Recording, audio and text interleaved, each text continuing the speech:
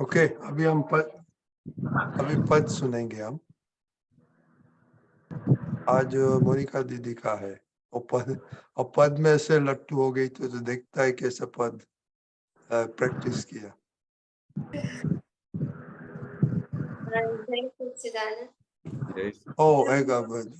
विधि दीदी पद हाँ, निकालना पड़ेगा। कौन सा पद है? आपको क्यों मालूम नहीं है? मैंने मैसेज किया अभी, मैं भूल गई थी पूछना। तो बोलो कौन सा पद है? यमुना जलमा केसर घोली स्नान कराहू श्यामरिया। यमुना जलमा केसर घोली स्नान कराहू श्यामरिया। हलवियाती अंखो छोड़ी लाड लड़ाहू श्यामरिया। हलवे आती अंखो छोड़ी लाड लड़ाऊ श्यामरिया। अंको नोची आपू वस्त्रो पीड़ा पीतांबर प्यार माँ। तिल सुगंधी ना की आपू वाकड़िया तुझ वाड़ माँ। यमुना जलमा केसर घोली स्नान करावो श्यामरिया। कुमकुम केरो तिलक सजाओ त्रिकमता वाल माँ। हलबेलिया अंको मांझ आजन मारा वाल माँ। यमुना जलमा केसर घोली स्नान करावो श्यामरिया। हसती गावो वाटे गाटे नाची उठो ताल माँ। नजर न लागी श्याम सुंदरनी टपकू कर जो गाल माँ। हलवी हाथी अंखो छोड़ी लाड लड़ाऊ श्यामरिया। जय सच्चिदानंद। जय सच्चिदानंद। पद आपने क्यों निकाला ऐसा? हाँ, जो करिश्मा ने बोला था इसलिए। ओह क्या बात है, करिश्मा का बोला था। ओके, तो आपको मालूम है यमुना का मीनिंग मालूम है? हाँ, वो एक नदी है। एक नदी है? नहीं, बहुत है? और नदी और है। और सामरिया कौन है? सामरिया पता नहीं। यमुना पता नहीं। में स्नान कौन करते थे? कौन सा सामरिया करते थे? भगवान। नहीं मालूम? नहीं। केशव दादा वो चामड़िया अपना कृष्ण भगवान की पूरी वर्णन किया है इसमें कि कैसे यमुना में वो स्नान करते थे, कैसे वो लाड़ प्यार से वो खेलते, किस तरह से वो उनकी पूरी महिमा थी, किस तरह से वो प्रेम स्वरूप बनते थे, किस तरह से गोपियां उनके पीछे दौड़ती थी, कितना उनका प्रिय प्रेम था। तो वो हर घड़ी उनके लिए शामड़िया मतलब अपने कृष्ण भगवान को पुकारती थी। तो उनके उनका हाव भाव, उनका प्रेम, उनके पीछे जो कृष्ण भगवान का जो अंदर का प्रेम स्वरूप थे, वो सबको ऐसा प्रेम स्वरूप थे कि सबको वो मुग्ध कर देते थे। तो ऐसे कृष्ण भगवान की वो कविराज ने महिमा गाई है, और किस तरह से वो नाचते थे, किस तरह से खेलते थे, किस तरह से वो अपने मैया को परेशान करते थे। तो ये शामर भगवान की, कृष्ण भगवान की पूरी महिमा इस पद में गाई है। ख्याल आया? हाँ। बढ़िया ना, तो ये तो बहुत बढ़िया पद है। ओके विधि दीदी, आपको कुछ इसमें जानने का है? नहीं। सब आता है? मतलब ये कृष्णा भगवान का उनके गुणगान गाते हैं और उनको कैसे उनका श्रृंगार करते हैं उसके बारे में। ये क्वेश्चन त्रिकम तारा भालमा मतलब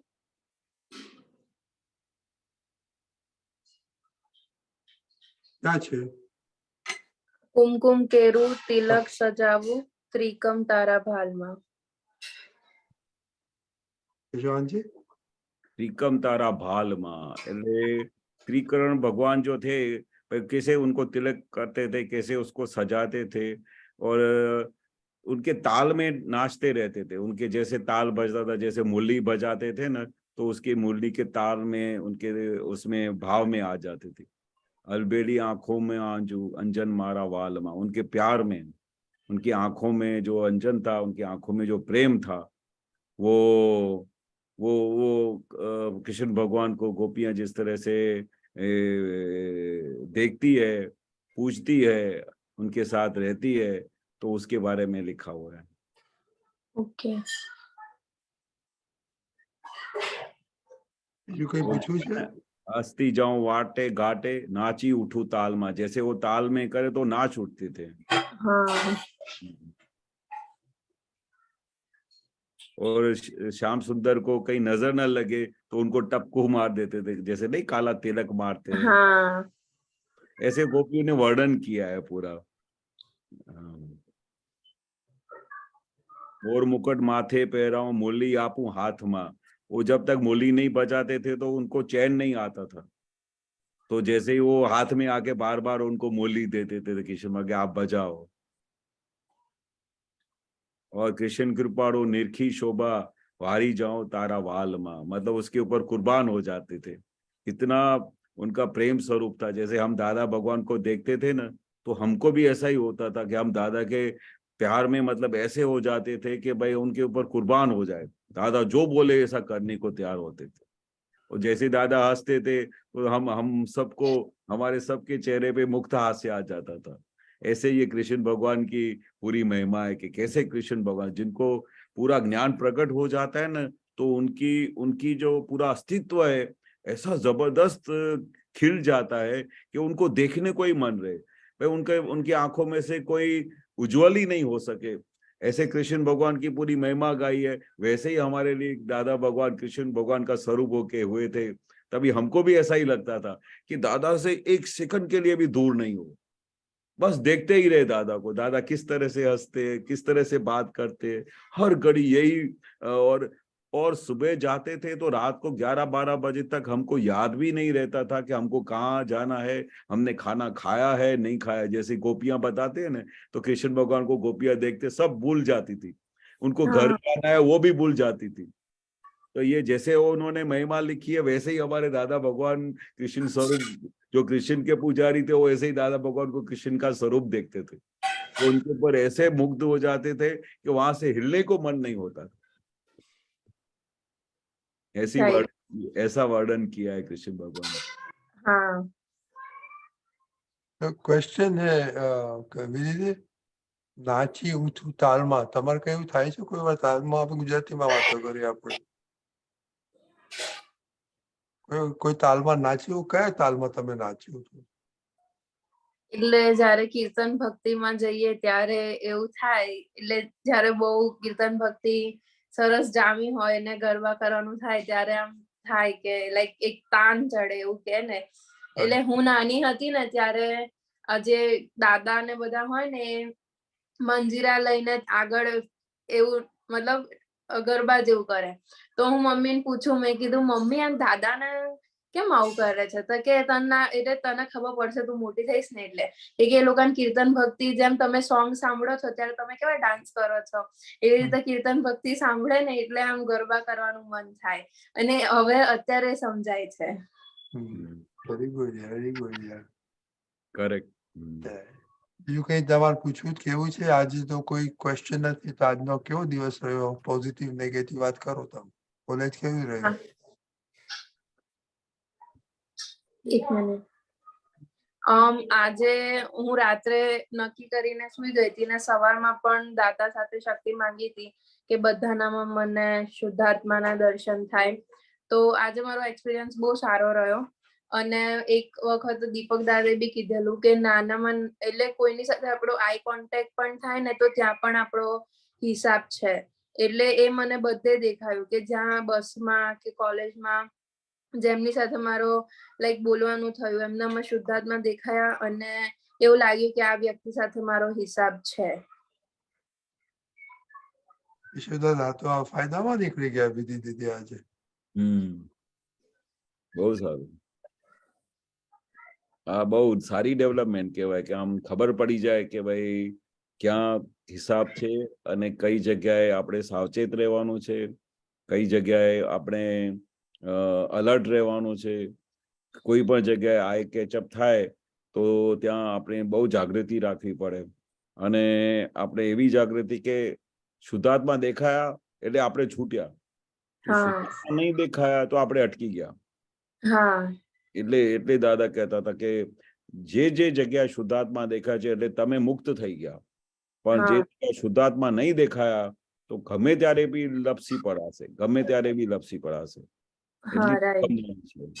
એટલે આપણે આ દાદાની સાયન્સ છે એટલે આપણે પ્રોટેક્શન મળી શકે, દાદાની આજ્ઞા છે એટલે પ્રોટેક્શન મળી શકે, દાદાની સમજણ છે એટલે પ્રોટેક્શન મળી શકે. જો એ આપણા હાથમાંથી નીકળી જાય તો દાદા કે ઢગલે ને પગલે સ્લીપરી કાર છે. અહીંયાથી બહાર નીકળ્યા એટલે પછી સમજી જવાનું કે બહુ અલર્ટ થયું. બધા હથિયારો, બધા ચારે બાજુથી તલવારો દાદા કે બધી બહાર કાઢીને પછી બહાર નીકળવાનું. જો એ અલર્ટનેસ નહીં રાખીએ ને તો ક્યારે તમારા પર વાર થઈ જાય ખબર જ ના પડે. પાસે તલવાર હાથમાં હોય તો કોઈ બી સામે આવે તો ધડ કરીને કાપી કાઢીએ. એટલે આવી રીતે હથિયારો તૈયાર રાખવાના. કારણ કે જો આવું હથિયારો બહાર તૈયાર ના રાખીએ તો બહાર તો બહુ સ્લીપરી છે. દાદા કે બહાર તમે નીકળ્યા નથી તો બધું સ્લીપરી કાર્ડ છે, ક્યારે પડી જાય ખબર નહીં. એટલે બહુ અલર્ટ રહેવા જેવું છે. એટલે બહાર નીકળીએ ને તો બધા પ્રોટેક્શન કરીને નીકળવાનું. અને શુદ્ધાત્માનું તો લક્ષ ચૂકવાનું જ નહીં. બહાર નીકળ્યા કે તરત જ એક જીવાત્મામાં શુદ્ધાત્માની જોવાની દ્રષ્ટિ રાખવાની. એટલે બધામાં તો નતા દેખાયા પણ મને જેમના માટે એવું થયું કે આ ભાઈ કેટલા જાડા છે, આ ભાઈ કેવા છે, આમ છે તેમ છે. એટલે પછી મેં કીધું ના, એમનામાં ભલે એમનું પેકિંગ એવું છે પણ એમનામાં શુદ્ધાત્મા તો છે ને. એટલે એમનામાં જ દેખાયા. બાકી જે બીજા હતા એમનામાં નથી દેખાયા, એકમાં નથી દેખાયા. જેમનામાં લાઈક મેં કઈ જોયું ને કે આવા છે, આમ છે, તેમ છે, એટલે મને દેખાય એમનામાં. પણ પ્રેક્ટિસ પહેલી રાખવાની કે કોઈ બી બાકી રહી ના જાય. જેવી રીતે રાગ અને દ્વેષ હોય છે ને તો સારા હોય તો એકદમ ત્યાં દેખાય, અથવા તો ત્યાં બહુ કડવા હોય તો દેખાય જ નહીં કે ત્યાં તો મોડું જ બદલી કાઢે. એવું નહીં. આપણે શુદ્ધાત્મા કોઈ બી જગ્યાએ ચૂકાય નહીં, એનું નામ જાગૃતિ કહેવાય. બરાબર. એનું નામ આપણે કરેક્ટ દ્રષ્ટિ મળી. શા માટે કે કોઈ જગ્યાએ એવું કહેલું છે કે એકમાં જોવાનું અને બીજામાં નહીં જોવાનું? ના, એવું નથી કહેલું. એવું બી નથી કે એકમાં શુદ્ધાત્મા છે બીજામાં નથી, એવું બી નથી. એટલે દરેક જીવાત્માની અંદર શુદ્ધાત્મા ભગવાન છે એટલે દરેકના દર્શન કરવાના, કોઈ બી ચૂકાઈ ના જાય. બરાબર. એક વખત એવો સરસ દાખલો બી આપેલો કે ભાઈ ઘણી વખતે શું થાય, બસમાં બેઠા હોય તો બધામાં એક વખત શુદ્ધાત્મા જોઈ લીધું તો પછી કે હવે બધામાં જોઈ લીધા તો પછી થાકી જાય. હજુ તો 1 કલાક બાકી છે. આપણે વડોદરાથી નીકળતા હતા તો અમદાવાદ પહોંચતા 2 કલાક લાગે. હવે 2 કલાકમાં અંદર બસમાં જે 20-25 જણા બેઠા હોય તો એમાં તો ફટફટ શુદ્ધાત્મા જોઈ લીધા. તો પછી દાદા કે પછી શું કરવાનું? દાદા કે ફરીથી શુદ્ધાત્મા જોવાનો, ફરી ફેરો મારી આવવાનું, ફરી ફેરો મારી આવવાનું. શા માટે? કારણ કે આપણી પ્રેક્ટિસ થયેલી નથી કેટલા ભાવથી. અને એક વખત જોઈ લે તો ઘણી વખતે ભૂલી જાય. એટલે વારે ઘડીએ દાદા કે છે કે અભ્યાસ કરવું પડે. અભ્યાસ આવી રીતે જ થાય. એક વખત જેવી રીતે આપણે કઈ સમ નહીં આવતું હોય મેથેમેટિક્સમાં તો આપણે કેટલી વખત કરીએ છીએ કે 4-5 વખત કરીએ ને તો પછી કાયમ માટે યાદ રહી જાય. એટલે એને પ્રેક્ટિસ કરવી કહેવાય. એવી રીતે દાદા પ્રેક્ટિસ કરાવતા હતા. કારણ કે અનાદિની ટેવ તો એવી છે કે આ કિરણબેન છે, આ ભાઈ છે, અમારા મામા છે, અમારા ફાધર છે, કેટલા ભાવથી આ દ્રષ્ટિ લઈને આવ્યા છે. આવી દ્રષ્ટિ પહેલી વખત અમને મળી છે શુદ્ધાત્મા જોવાની. એટલે ફર્સ્ટ ટાઈમ મળી છે તો હવે એને પ્રેક્ટિસ તો કરવી પડે, અભ્યાસ તો કરવું પડે ને. એને કહેતા હતા કે વારે ઘડીએ તમે રેલવે પ્લેટફોર્મ પર બેઠા હો ને તો કેટલા તો આમ જોયા કરે કે ટ્રેન ક્યારે આવશે, શું ટાઈમ થયો છે, પછી આમ કરીને મોબાઈલ પર વાત કરશે. એને ખબર જ નહીં પડશે કે 1 કલાક કેવી રીતે જતો રહ્યો રેલવે સ્ટેશન પર. એટલે દાદા શું કહેવા માંગતા હતા કે આપણે 1 સેકન્ડ પણ વ્યર્થ ના જવું જોઈએ, 1 સેકન્ડ પણ ઉપયોગ વગર ના જવું જોઈએ. જો ત્યાં તમારે શુદ્ધાત્મા નથી દેખાતા તો ત્યારે તમે અંદર જતા રહો, પણ તમે સ્વની અંદર જતા રહો, પણ સ્વની રમણતામાં જાઓ, હું શુદ્ધાત્મા છું એમાં જતા રહો. પણ આપણે શું છે, પ્રેક્ટિસ પડેલી છે ટાઈમ વેસ્ટ કરવાની. હા, સાચી વાત. પ્રેક્ટિસ એવું પડેલી છે થાય કેટલા ભાવની. એટલે એ પ્રેક્ટિસને તોડવા માટે દાદા કહેતા હતા કે અભ્યાસ કરો આવી હા, રીતે. હવે એક વખત આપણે બધામાં શુદ્ધાત્મા જોઈ આવ્યા તો દાદા શું કહે છે, ફરી રાઉન્ડ મારો, હમ, ફરી રાઉન્ડ મારો, ફરી રાઉન્ડ મારો. એટલે એમ કરતા કરતા પ્રેક્ટિસ પડી જાય કે મારે શુદ્ધાત્મા ક્યાંય ચૂકવાનું નથી. બરાબર. એટલે જ્ઞાની પુરુષે કઈ તો જોયું હશે ને કે ફરી જોઈ આવો શુદ્ધાત્મા, ફરી હા, જોઈ આવો શુદ્ધાત્મા. આવું કેમ કહેતા હશે? એટલે બધાની, અમારા બધાની પ્રકૃતિ દાદા ઓળખતા હતા કે આપણી બધાની પ્રકૃતિ કેવી છે. સાચી વાત. અને આપણે બધા કેવા છે કે મનના કયા પ્રમાણે કરે. હવે તો જોઈ લીધું શુદ્ધાત્મા, હવે ફરીથી શું જોવાનું એમાં? પછી એવું બી બુદ્ધિ કે, પણ હા, જ્ઞાની પુરુષ શું કે છે, ફરી જોઈ આવો શુદ્ધાત્મા. બોલો, જેથી કરીને આપણું ધીરે ધીરે ધીરે અભ્યાસ એવી રીતે થઈ જાય કે આપણે કેવું ના પડે કે શુદ્ધાત્મા જુઓ, સહજ રીતે જ દેખાયા કરે દરેક જીવ માત્રમાં. બરાબર. દરેક જીવ માત્રમાં એક જીવ પણ બચી ના જાય શુદ્ધાત્મા જોવા વગર. સાચી વાત. એવું દાદા કહેવા માંગતા હતા. અને હા, એક વખત પ્રેક્ટિસ પડી ગઈ બધાની અંદર શુદ્ધાત્મા જોવાની, ફરી તમે કોઈ દિવસે મિસ ના કરી શકો. અને પછી સહજ રીતે જ દેખાયા કરે. પછી બરાબર. તમારે પ્રેક્ટિસ કરવાની જરૂર ના પડે.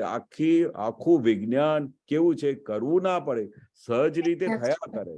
હા, એનું નામ અક્રમ વિજ્ઞાન. કરવું ના પડે. દાદા શું કે છે, અમારા વિજ્ઞાનની અંદર મહેનત કરવાની નથી, કશી મહેનત કરવાની નથી, ખાલી જોયા જ કરવાનું છે. હા, એટલી ટોપ ઉપર વસ્તુ આપી છે દાદાએ. કારણ આપણી જે બુદ્ધિ છે કે આપણી વિચારના જે શક્તિ છે ને ત્યાં પહોંચતી નથી કે દાદાએ અમને શું આપ્યું છે. જો સાચી વાત. એ ખબર પડી જાય ને તો એ વસ્તુને છોડે નહીં. હા, એની જે વેલ્યુએશન પકડાઈ જાય ને દાદાની વસ્તુની, તો એને છોડે જ નહીં, 1 સેકન્ડ માટે છોડે નહીં. આ રૂમમાં અડધો 1 કલાક બી મળી જાય ને હા કોઈને, તો એ અડધો કલાક એવી રીતે ઉપયોગ કરે ને કે તમે કલ્પના ના કરી શકો. સાચી વાત છે. તો કાળ એવું છે ને આપણું કે આપણે 1 મિનિટની ફુરસદ મળતી નથી. 1 મિનિટની ફુરસદ નથી. સવારથી ઉઠ્યા કે રાત સૂતા સુધી દોડમ દોડ, કોલેજમાં જવું, અહીંયા જવું, પેલું કરું, તેવું કરું, ઘરમાં મમ્મીને હેલ્પ કરવી, આમાં કરવી, પછી સરવાળે જોવા જઈએ તો આપણે તો કશું એક વિચાર કરીએ તો અમને તો 1 મિનિટ બી મળતું નથી. એટલે દાદા શું કહેતા હતા, આવા ટાઈમની અંદર જો તમને થોડું બી ટાઈમ મળી જાય ને તે વખતે દાદાનું કામ કરી લેવાનું.